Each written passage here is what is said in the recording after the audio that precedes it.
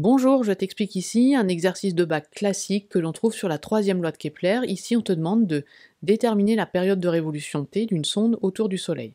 Alors la troisième loi de Kepler, il faut que tu l'énonces. C'est la période de révolution au carré divisée par le demi-grand axe au cube est égale à une constante que je vais nommer ici k.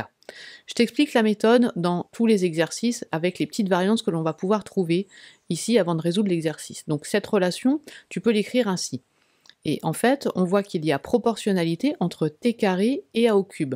Donc si je trace t carré en fonction de a au cube, je vais avoir une fonction linéaire.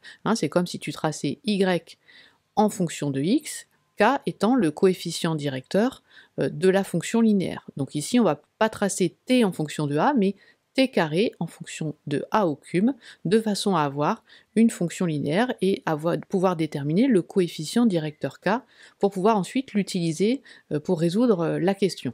Alors, soit tu vas avoir un programme Python avec ce graphique qui est tracé, t carré en fonction de a au cube, avec le résultat ici de la modélisation et donc le coefficient k, le coefficient directeur, soit tu vas avoir un graphique de ce genre avec t carré en fonction de a au cube et tu vas pouvoir calculer à l'aide de la droite le coefficient directeur.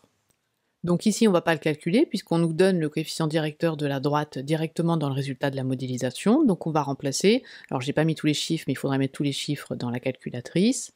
Et il faut faire attention aux unités. Donc la sonde a un demi-grand axe ici en kilomètres, et donc tu vas trouver une période de révolution en jours, puisque le résultat de la modélisation est en jours carrés par kilomètre 3.